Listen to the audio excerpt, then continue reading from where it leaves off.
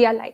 So, good evening, everyone. I am Samyukta Mahesh, the coordinator of EML, and I take great pleasure in welcoming you all to the inaugural lecture of EML 2021-22. EML is the flagship lecture series of IIT Madras that conducts year-long lectures and interviews alongside celebrities from various domains, including but not limited to media, sports, administration, literature, and politics. In the past, we have proudly hosted speakers such as Kailash Satyarthi, His Holiness Dalai Lama, Venkaiah Naidu, Indra Nui, and A.R. Rahman, among others. To continue this grand legacy, I wish to introduce our speaker for this inaugural lecture, Ms. Mallika Sarabhai. Ms. Mallika Sarabhai is an actor, writer, social activist, and an exponent in Bharatanatyam and Kuchipudi. She's the daughter of the great Indian physicist Vikram Sarabhai and Indian classical dancer Mrinalini Sarabhai. She is very well known for playing Draupadi in Peter Brook's The Mahabharata, for which she received international acclaim.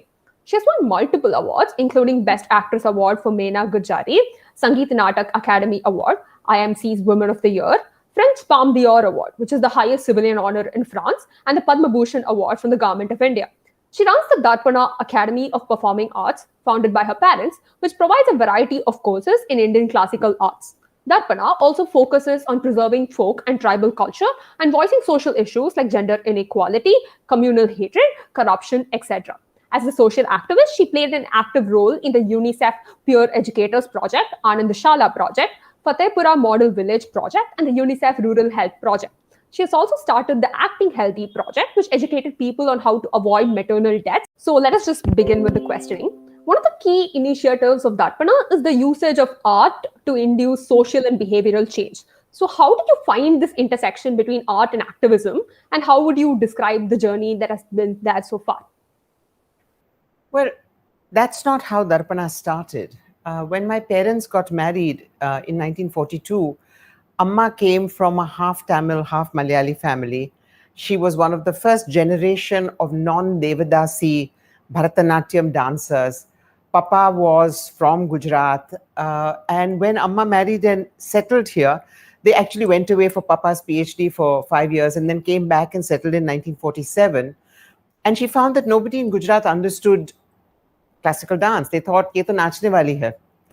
And people used to commiserate with my grandfather, saying, "Acha, aapka beta nachne wali ke sath bhag gaya." And Papa and she realized that the only way of really building up an audience and an understanding of classical arts was to start training children. And then through the children, the family would get involved, and through the family, and so on and so forth, and to perform wherever she was asked. So that's how Darpana started in 49. For the first 10 years, there were very few students. And then there was this proliferation. And then Darpana developed into various other things, like any art that needed a home was taken into Darpana. Things as diverse as Bhavai, which is the folk form of Gujarat, and the Andhra shadow puppets, which were dying in the 50s, and so on. But my mother was a thinking dancer, thinking choreographer. And she used to always say that whenever she saw something that upset her, it would come out in dance. And it started this particular journey of using it to talk of issues that bothered her and should bother society, started in the early 60s when she was learning Gujarati.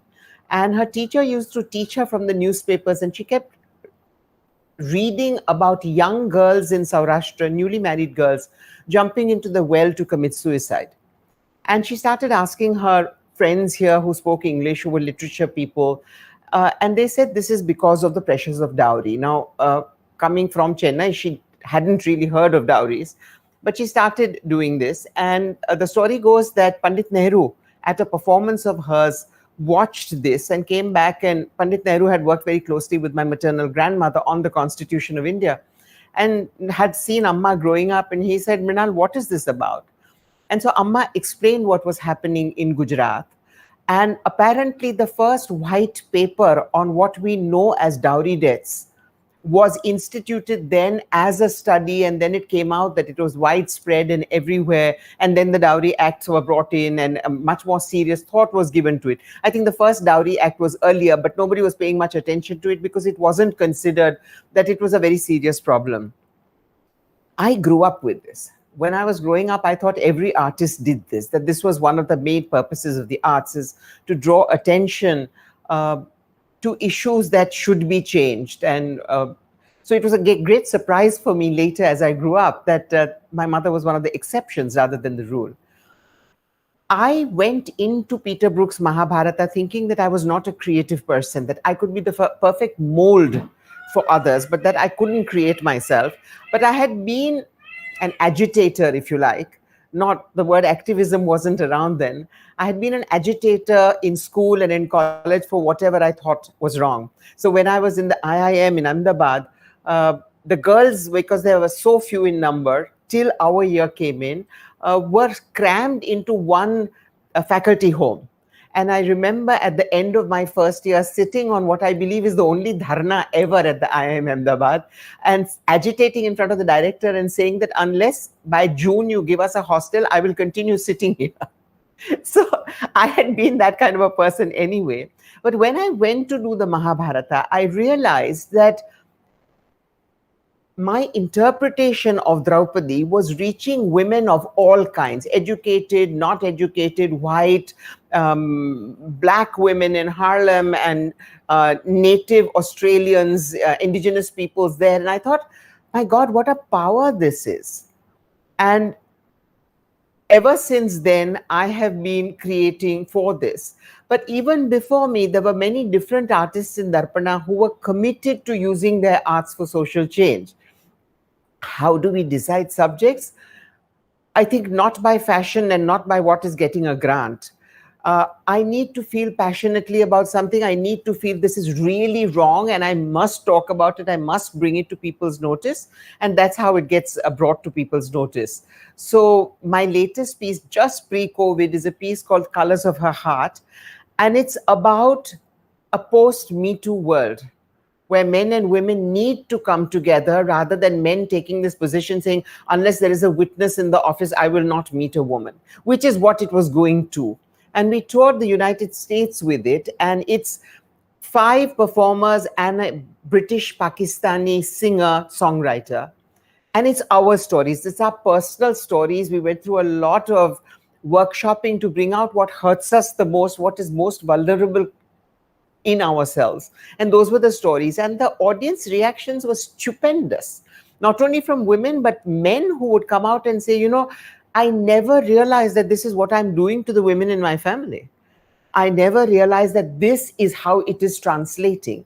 And one very well-known entrepreneur coming to me and saying, you know, I couldn't sleep after the show last night. And I realized now that I was molested as a child by my male servant. And so I have always felt through 30 years of doing this work that it breaks through walls that we set up. I mean, if I were to come to your college and tell you that, hey, I want to talk to you about rape, most men would say, thanks, yeah, we know all about rape. But if I were to come with a performance that made you think differently without this wall saying, hey, I'm a guy, yeah, I'm cool, then I am getting to you in a way which is enjoyable, because I need to keep the audience in their seat. So it can't be artistically such that they leave. But secondly, I can talk about many, many, many taboo aspects of society. I can talk about gender. I can talk about domestic violence. I can talk about how the whole patriarchal structure, from the judiciary to the government to the police, suddenly become one boys' club when it comes to rape. Or you know, all of these things. So Darpana's focus was not this. Darpana's focus is, in some senses, this, because we realized that there are too few of us doing this, and what an amazing impact it has. Yes, Mom. So in continuation, you mentioned about how art talks about issues such as religious violence, gender, rape, and so on. So in continuation with that, most fine arts themselves have certain religious or patriarchal connotations in the way they have been performed over centuries. So how do you tread the line between the social commentary aspect and remaining authentic to the art form and its origins as such? You know, in Indian terms, for India, words like purity and authenticity really shouldn't be used. I'll tell you why. Because every time that we go ahead and say this is completely Indian, what does it really mean? We are so many diverse peoples. So is it that people who look like you and I with a straight nose and eyes like this and about wheat colored are Indian? Are we authentically Indian? Is an authentic Manipuri who's probably been there, or an authentic Gond person who's probably been there several millennia before we came around, are they not Indian? Are they not authentically Indian? Are they not purely Indian? I often have this joke with people, and I say, and we actually had a program about it on television called Bharatiyat, Indianness. And I would go up to people and say, what do you consider completely Indian? And they would usually say, oh, the sari, or oh, what we eat, and so on. And none of that is true. The sari first came from a garment worn by the wife of the commander-in-chief of Alexander the Great when he came. The nose ring, which we consider such a sign of suhag and this, that, and the other, was first spotted on Cleopatra's cat, and that statue is at the British Museum. Chilies weren't here, wheat wasn't here, chai wasn't here, none of this is Indian. And on the other hand, we do make everything ours. So for instance, if from Gujarat, I take what is called a Jain pizza to the poor Italians, they don't know what this is. You know, a Jain pizza, for God's sakes, no tomato, no lasan, no any of this. So what I'm saying is that authenticity is problematic. The second thing is that in the Hindu tradition, especially in the arts, it was believed that even men had to get rid of their patriarchy and think as a woman in order to attain that which we call God. So many of our writers, Siddhalingeshwara, who was one of the people who gave birth to Kuchipudi, for instance, used to write about himself in the feminine because he felt that men had egos that would never allow them to demean themselves as much as they needed to in order to attain truth. So this aspect of patriarchy also needs to be looked at. When we are talking of Radha and Krishna's love, one way is to look at it as patriarchy. The other way is to look at it as the love that we understand the most between a woman and a man. Then you put it in context of this thing that a woman isn't afraid to feel vulnerable. A man is, because of our society. And then you see it as the seeker and the sought. And the whole patriarchy aspect is something that has come because of our other baggage, which has come with I mean, patriarchy has been around for several thousand years. So that is one aspect of it. The second is that about 6 or 7 years ago, I started writing my own lyrics. It came from a question that my son asked me while he was studying and dancing in London. And he said that, you know, Ma, I'm sitting here and I'm talking about the great temple of Brihadishwara and, oh Shiva, when will you come? I'm waiting for you, and so on and so forth. And he said, it has absolutely no relevance to me. So what do I do? So I sat and wrote about, in the same context, I wrote in English, somebody translated it into Tamil, and it was set in exactly the same way of a Varnam as a Pallavi, Anupallavi, and so on, or as a Padam, oh Krishna, why don't you come, etc. But translated into, for instance, oh Krishna, why doesn't the woman I love me as much? Because she's always bent on her career. Every time I phone her, she says, I will call you back later. I'm at a meeting. Oh, Krishna, won't you have her pick up the phone? Now, this is still very much in the context of Bharatanatyam. It's just that perhaps if the writers were writing today, they would be writing similarly. They would be writing about, another one that I have written is about honor killings. And again, it's as a padam to Krishna, saying, Krishna, in a world filled with hate, how can love ever be wrong? When a mother loves a child, society applauds. When a family arranges a wedding, society applauds. But if a woman falls in love, she is asked, what is his gotra? What is his religion? What is his caste? Or if two women fall in love, they will be stoned. Krishna, you loved Radha. She was older than you. And yet when I love a younger man, why am I called names? Krishna, why is this right? Now, these are things that you will relate to. These are things that young people all around us relate to. So nothing limits us into using songs that were 200 years old or 2000 years old. Bharatanatyam is something that has to be a reflection on my society. In those days, perhaps the question of good and evil, as illustrated through our mythology, were the most important. Ethics was very important. Ethics should be very important today, but more about that later. And it isn't. So, I mean, I could write a padam to Kubera saying, why is it that everybody thinks you are Lakshmi, and why is there not a difference between Lakshmi and Kubera? What we should be looking for is Lakshmi, which is wisdom. But we follow Kubera. And why is everything just money? We have the possibility of creating the lyrics that matter to us. I can either go completely out of Bharatanatyam, or I can stay completely within the canon of Bharatanatyam and still have the freedom to talk about what I want to. Does that make sense to your question on patriarchy? Yes, ma'am. So while we're speaking about traditional art forms, it brings me to my next question. Do you feel like that traditional art forms or classical arts are under the threat of decline because of Western influences? And do you feel that they can coexist in the Indian society as such? Because you like pizza, do you hate sambar? No, ma'am.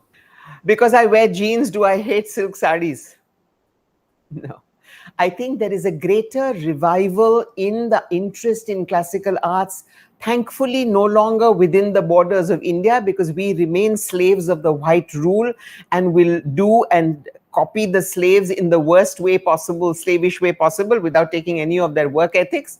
So we will get into tight jeans in climates that really shouldn't be confining us to jeans. We will be wearing shirts and t-shirts that stink in our perspiration-filled temperatures, but nothing else. So luckily, there are hundreds of people across the world, thousands of people who want to learn. And now with us being forced to go online, it has opened up a huge avenue. You know, for years, people have been saying to me, why don't you open a Darpana branch here? Why don't you open a Darpana branch here? And I've always said that Darpana is about the way it teaches. It's about what it teaches and the way it teaches. Does it teach dancing like a gymnast, or does it try and bring in all the cultural values, the meanings of our stories, peeling away the outer meanings, going into the inner layers? And now I can do it. So no, I'm not at all afraid. And I think everything should coexist. And then the best things will survive and the others will just wither away. Yes, ma'am. So I wish to discuss more about the digital aspect. So especially during the pandemic times, have performing arts shifted completely to the online mode? I mean, have they been able to shift successfully, or have there been any challenges that have been there in this scenario? Okay. I'm going to show you something that we have just made for schools, because it brings together how we use technology in Darpana especially, and how we have taken the issue of gender and worked. It's just a 5-minute piece, and I would love to share it with you. Vasant, can I have gender bender? Hi. We are going to play. Parents are both legends in their own disciplines, without a doubt. So how much of an influence have they been in your artistic pursuit, and what are the valuable lessons that you learned from each of them? They taught me the necessity to dream of what could be considered impossible, to dream beyond my personal bank balance, to dream beyond my personal acquisition of a Mercedes car or having a holiday in Alaska. Had my father not dreamt, there would be no ISRO.